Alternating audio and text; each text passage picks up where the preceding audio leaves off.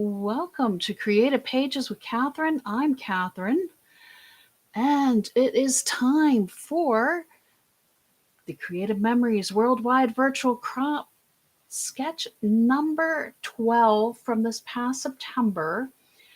If you all will remember, when I did sketch number 11, I wanted to hang on to do sketch number 12 until my jumbo wavy square came in, and it's here. Um, so I went ahead and put together this sketch for it.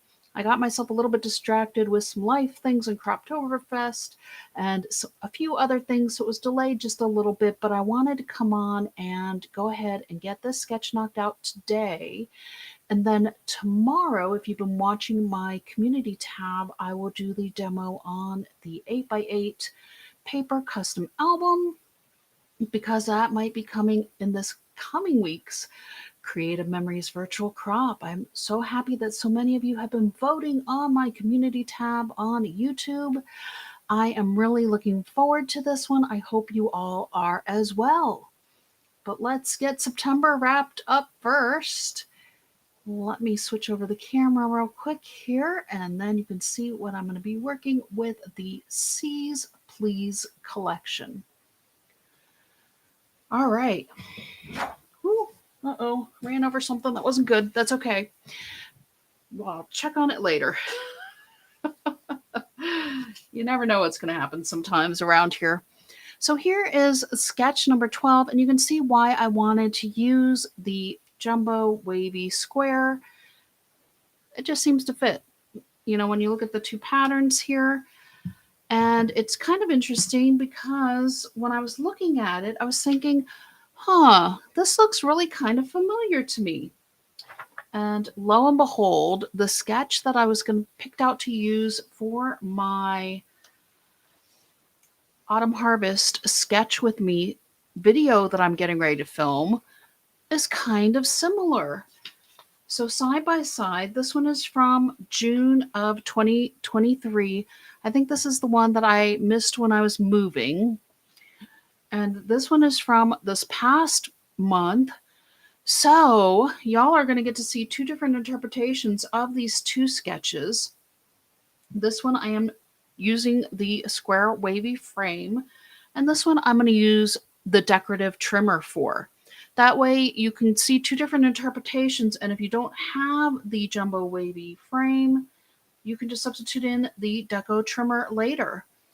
So I wanted to talk to y'all a little bit about that. This one I've been hoping to film for about a week now, but life just keeps taking over a little bit, and you know, it is what it is. But at least I've been able to live stream and give you all some different ideas this way as well.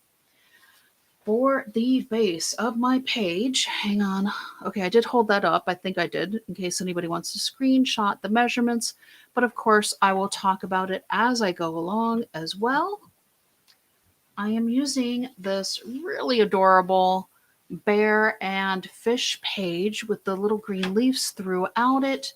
It has the words on the back of the page, but we are going to be using this bear side.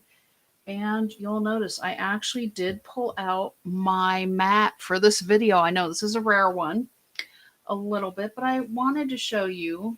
I've gone ahead and pre-cut out the frame, but I still wanted to show you real quick here. What I did, I lined up these points. You can see they put kind of like a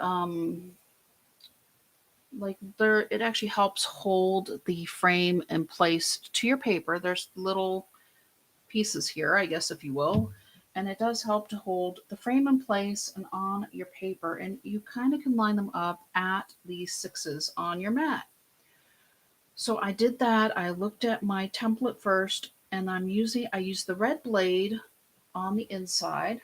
So here's my red blade, and then I used my blue blade on the outside. So the red blade cuts the closest to the frame and the blue cuts the furthest. So that's why you'll see where there's more paper sticking out beyond the frame here than there is on the inside track, because the red cuts closer, the blue cuts further, and hopefully that helps you all learn a little bit about our custom cutting system. Let me, ooh, thought I didn't have my tape runner for a minute there. That's always fun going live. I'm forgetting something. Um, Probably didn't need to turn that over because it's cardstock, but hey. And this is our newer avocado cardstock is what I picked. When I looked at the sketch, let me hang on, show you all real quick.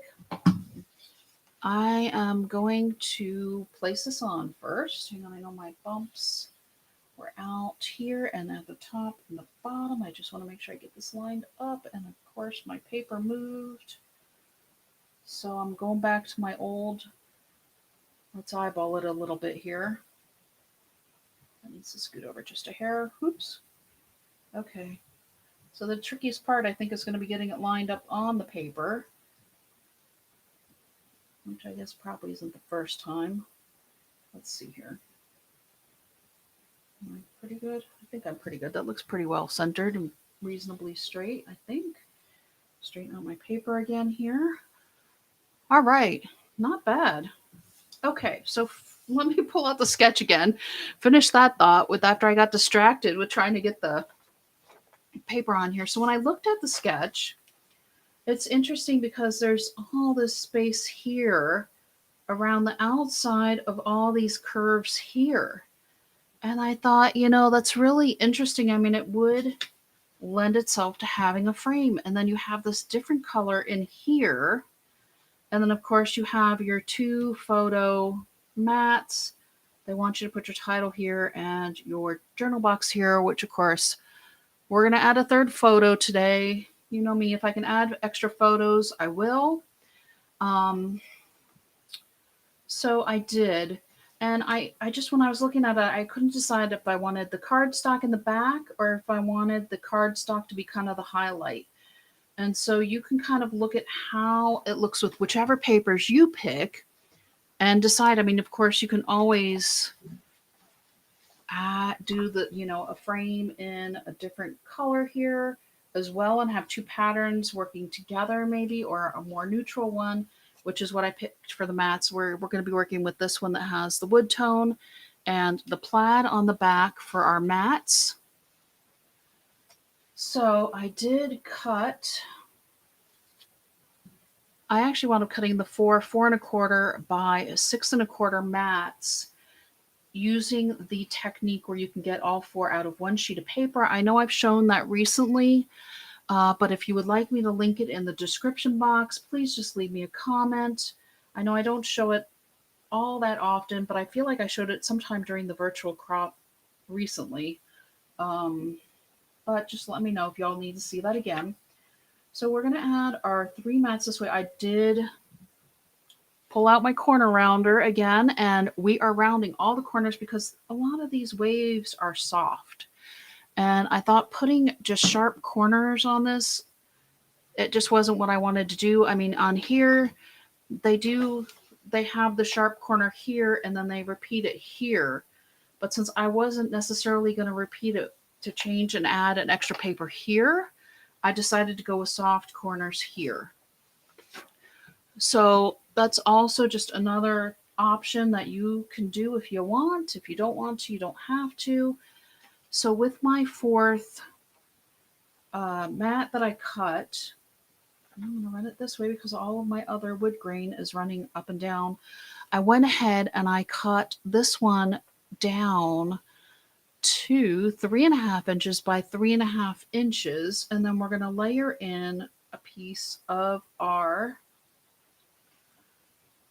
sepia lined paper that I cut. You can see I took a little piece out of here. I did 3 1/4 by 3 1/4 that we're going to layer in here so we can use this for our journal box. And I'm going to go ahead and start placing these down, but you can see where I want to actually see a little bit of this. You can see it along the outside and above the frame, but I also wanted to leave a little bit of an area, seeing it in the middle as well. And I just didn't see a ton in the stickers that worked for what I wanted from this layout. And so I just went with what I thought worked nicely with the colors because I'm a little bit funny about color and I know it. So And then this way also my photos will really stand out as well, because you're going to have your photos on top of here. And then I also have one other thing I want to talk to you all about that as well. So let me keep my tape runner going here, get these placed down. Boy, this is interesting. My paper's almost looks like it's curling a little bit. We're in the had a lot of rain, so I don't know if this is completely different from the desert. I'll tell you that, of New Mexico. Hoping that after I cut it, I can almost see there's got a little bit of a curl to it. That's interesting. And I got this a little bit crooked, so I'm going to fix it real quick here. I can pull out my multi-purpose tool, but I think it's early enough that I'm able to get it easily here to straighten that out just a little bit. And of course the whole paper went, so hopefully I did get that straight. All right, I think I got that straight. Now this one's not. Okay, there we go. That's where I went wrong. All right, bear with me just a moment. I got distracted by my wavy paper just a little bit. Here we go. Okay, so that's back on now. And here is my piece of journal paper that I wanted to add to make life easier when it's time to journal. But one of the things I was thinking about with these mats, and I know I talked about this, I think, in another recent video as well, is don't be tied into what the mats are on the page. One of the things I was looking at was you could actually add your photo. You know, you could easily do it this way. I don't have a photo close enough to show you all because, of course, I forgot to grab it before I went live. But you could easily put a photo here and then another photo here. Or you could almost do a shorter photo and a longer photo here. And then you would just kind of have a little bit more of the wood showing and then have your other photo maybe over here. But you can definitely play around with it, or you can run it across and do it. Just don't feel like you have to be tied into the exact dimensions of the mats that you're cutting for these things.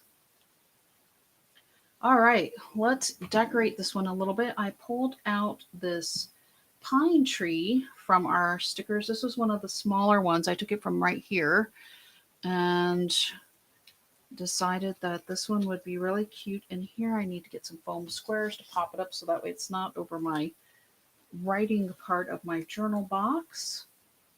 I may actually need to cut a foam square for this one. I think I do. Let me grab my micro tip scissors. There we go. We're just going to cut straight through on the paper here. Pull this one off the top and the bottom here, because that's what I looked at that was so skinny. It was a stem. That lined up, and I think I actually need one more just right here in the middle of this tree. There we go.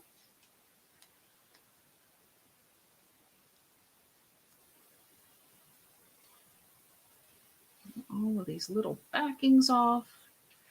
And so this one's going to go down here, just kind of close. But with it being popped up, it's not going to interfere with my writing on the page at all. And then there also was this green Be Wild sticker in the sticker pack. And I actually took my corner rounder to it because it had like a rectangle within like a little, it had little points on the end of it. And I didn't want the sharp edges since everything else was pretty rounded. So I thought, oh, let's go ahead and round the sticker as well. And we'll pop this one up also.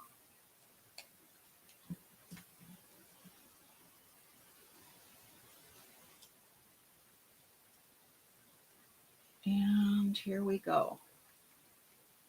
So this one's going to go over here. I thought about potentially putting the sticker over here, but I didn't really have anything else to put with it. And then I thought, you know, if I wanted to add a photo going this way, that would fit perfectly through here. And you would still see a little bit of the designer paper behind it. But then I would be, you know, having this weird bump from the sticker. And so I thought by having the sticker off to the side, it allowed me more options for when I go to put my photos on the page. So that's it. Here we go. Thanks for bearing with me while I got things straight. And I hope you liked this idea and seeing an option for your square that was a part of the promo not too long ago. Here's the sketch one more time. And voila. That's it. That was it. The one for using the C's Please collection, which is a fun one that came out over the summer. Thank you so much for joining me and watching. And I hope you liked it. Hit the thumbs up if you did. And if you haven't subscribed yet, please subscribe as well. Until next time.